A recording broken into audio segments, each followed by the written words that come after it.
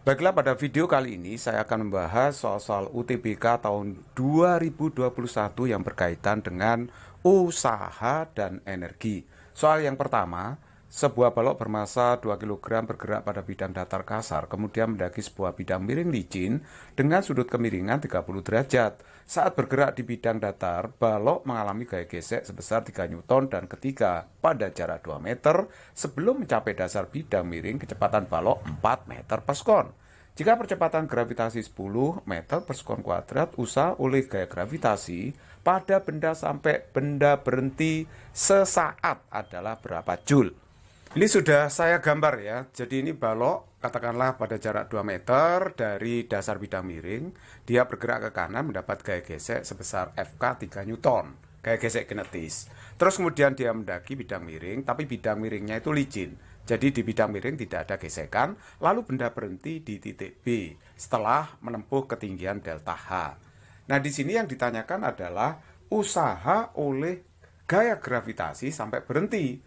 Jadi ini yang ditanyakan adalah W gravitasinya berapa. Kita bisa mencari usaha gravitasi dari dasar bidang miring sampai titik B. Anggap aja misalnya dasar bidang miring itu titik C. Nah, oke, sekarang mari kita lihat di sini berdasarkan konsep energi, nanti energi total di titik A itu harus sama dengan energi total di titik B. Nah, energi total di A itu adalah energi kinetik, jadi setengah MVA kuadrat. Nah, perhatikan di sini kalau di titik A dia belum menggesek ya. Jadi energi gesekannya belum ada. Terus kemudian dia naik. Kalau naik berarti ada energi potensial Mg delta H, terus kemudian ditambah dengan energi gesekan. Kita tahu bahwa benda dari A ke B itu pernah menggesek. Jadi kalau begitu di sini ada energi gesekan. Nah, energi gesekan itu adalah gaya geseknya dikalikan dengan perpindahannya. Tentu saja nanti perpindahannya adalah 2 meter itu ya. Oke, sekarang kita bisa memasukkan masanya 2 kilo, VA-nya adalah 4. Jadi ini Mg delta H plus Fk-nya adalah 3, sedangkan S-nya itu 2. Nah, jadi kalau begitu ini 16 sama dengan Mg delta H ditambah dengan 6, jadi Mg delta H sama dengan 10. Nah, kita tahu namanya usaha gaya gravitasi atau usaha gaya berat itu dirumuskan plus minus gitu kan, Mg kali delta H. Tapi karena benda ini naik berarti melawan gaya gravitasi, oleh sebab itu di sini harus dikasih tanda minus. Artinya bahwa arah perpindahan naik ini berarti melawan arah gaya gravitasi, makanya minus ya. Tapi kalau benda turun positif gitu kan ya. Mg kali delta H sudah diketahui 10 ya. Jadi kalau begitu ini berarti min 10. Nah, kalau begitu jawaban yang tepat adalah min 10 Joule. Jadi jawabannya adalah C.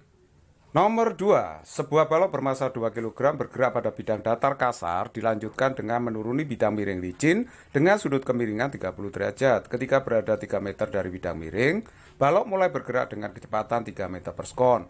Gaya gesek sebesar 1 Newton bekerja pada balok. Jika percepatan gravitasi 10 meter per sekon kuadrat dan saat mencapai kaki bidang miring, balok bergerak dengan kecepatan 4 meter per sekon, panjang bidang miring adalah berapa meter? Perhatikan, balok ini mula-mula bergerak pada bidang datar. Bidang datar ini kasar, gaya geseknya adalah Fk sebesar 1 Newton. Ini jarak A ke bidang miringnya itu 3 meter. Kecepatan awalnya di situ adalah 3 meter per sekon di titik A. Terus kemudian dia menuruni bidang miring, ini licin bidang miringnya, tanpa gesekan ya. Jadi yang ada gesekannya hanya bidang datar saja. Terus kemudian pada akhir bidang miring, di dasar bidang miring, kecepatannya 4 meter per sekon. Yang ditanyakan adalah di situ panjang bidang miring. Jadi S-nya itu berapa? Kita bisa menggunakan konsep energi total. Energi total di A itu akan sama dengan energi total di B. Nah, energi total di A itu hanya ada energi kinetik ditambah dengan energi potensial. Karena dia punya ketinggian ya terhadap acuan tanah ini. Nah, sedangkan gaya geseknya ini belum menggesek ya. Nah, menggesek itu kan ini di sini ya. Nah, ini posisi menggeseknya yang mau digesek ini. Jadi kalau di titik A tepat belum menggesek. Jadi energi gesekan itu tidak akan muncul di ruas kiri, selalu muncul di ruas kanan. Ingat-ingat ya. Jadi energi gesekan selalu muncul di ruas kanan, tidak pernah muncul di ruas kiri. Nah, oke, sama dengan. Nah, pas di sini dia punya energi kinetik setengah mvb kuadrat, tentu saja ditambahi dengan dia pernah menggesek kan di sini ya, pernah menggesek. Jadi kalau begitu ditambah energi gesekan Fk dikalikan S. S-nya kasarnya itu cuma 3 meter bidang datar saja. Kan bidang miringnya licin. Ini adalah S pada bidang datar. Saya namakan S1 aja ya. Sedangkan yang bidang miring itu adalah S2. Jadi ini S1 gitu ya. Oke, nah sekarang kita masukkan aja apa yang diketahui dalam soal. Setengah masanya adalah 2, VA-nya 3, kuadrat, massa 2, G10. Hanya itu bisa kita cari setengah M-nya 2. VB-nya 4, ya. Ini masuk, FK-nya adalah 1 Newton, saya masukkan. S1 di sini adalah 3 meter. Dia menggesek kasar sejauh 3 meter ini. Nah ini saya coret saja, berarti ini 9, ini berarti 20H sama dengan 16 ditambah 3. Nah jadi kalau begitu ini 20H sama dengan 19 dikurangi 9, itu adalah 10, jadi hanya ketemu setengah meter. Nah perhatikan, ini kan segitiga siku-siku ya, siku-sikunya di sini. Tentu saja kalau kita mau mencari sinus alfa itu kan H dibagi dengan S2. Jadi ini yang tanyakan kan S2 kan, panjang lintasan bidang miring. Jadi kalau begitu, lihatlah di situ, sin alfa berarti sin 30. Nah, sin 30 itu adalah setengah. Nah, hanya sudah ketemu setengah kan, dibagi dengan S2, kan gitu ya. Jadi kalau begitu, S2-nya berapa ini ya? Jelas S2-nya adalah 1 meter. Jadi kalau begitu, panjang bidang miring 1 meter, jawaban yang tepat adalah E. Nomor 3, sebuah balok bermassa 2 kg bergerak pada sebuah bidang datar licin dengan kecepatan 1 meter per sekon. Selanjutnya, balok menuruni sebuah bidang miring dengan kemiringan 30 derajat dan mengalami gaya gesek sebesar 7 Newton. Setelah sampai di dasar bidang miring, balok meluncur pada bidang datar licin pada kecepatan 2 meter per sekon. Jika percepatan gravitasi pada tempat tersebut 10 meter per sekon kuadrat, kedua bidang datar berbeda ketinggian berapa meter. Jadi ini sudah saya gambar ya. Bidang miringnya kasar, sedangkan bidang datarnya licin ini. Ini licin, ini juga licin ya. Jadi kecepatannya di sini adalah 1 meter per sekon. Nanti di B itu kecepatannya sama dengan di A. Karena bidangnya ini kan licin, jadi kecepatannya pasti sama. Jadi di B itu kecepatan sama dengan di A, yaitu 1 meter per sekon. Terus kemudian dia meluncur pada bidang miring kasar. Ada gesekan, FK-nya diketahui 7 Newton. Terus kemudian sampai di dasar bidang miring, kecepatannya adalah 2 meter per sekon. Nanti konstan terus kecepatannya 2 meter per sekon, karena bidang datar yang bawah ini licin juga. Nah, kita bisa menggunakan konsep energi total untuk menyelesaikan soal ini secara mudah. Ini yang ditanyakan kan perbedaan ketinggian bidang datar ini ya, atas dengan bawah. Saya simpulkan delta H. Ini saya tinjau gerakan dari B ke C saja. Jadi energi total di B itu harus sama dengan energi total benda di C. Energi total di B itu ada apa di sini energinya? Jelas energi kinetik karena punya gerakan. Jadi setengah MVA kuadrat, ya kan? Nah, terus kemudian punya ketinggian. Jadi kalau gitu ada mg delta H. Ini di titik B. Kemudian di titik C, jelas ini ada energi kinetik setengah mvc kuadrat.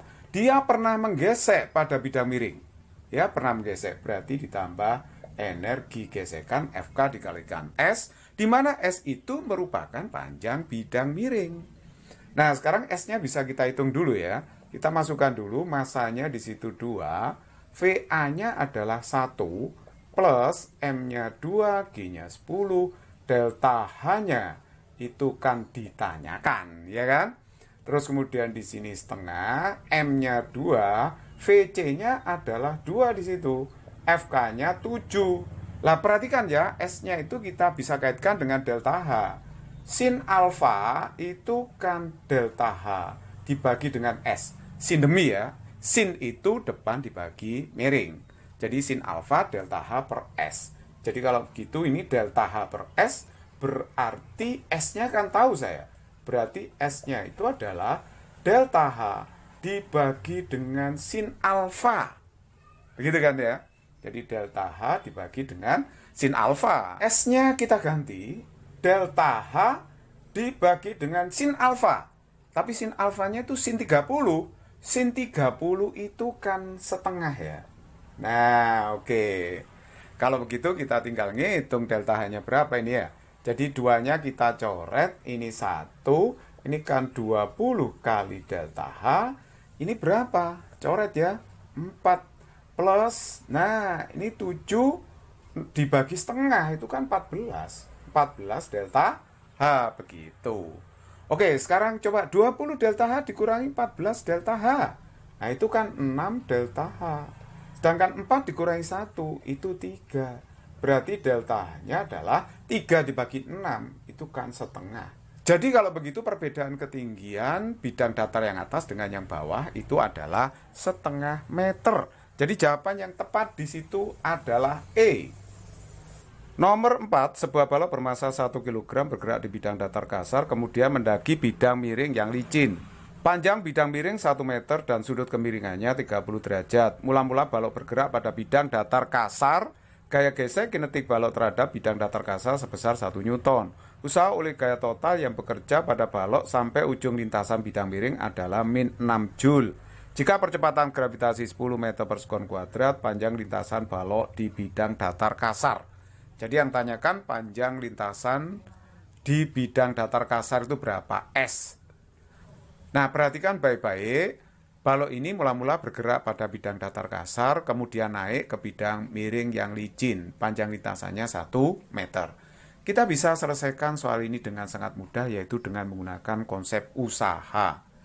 Jadi sebenarnya usaha total oleh gaya itu sama aja ya. Ini dari A ke B ya gerakannya.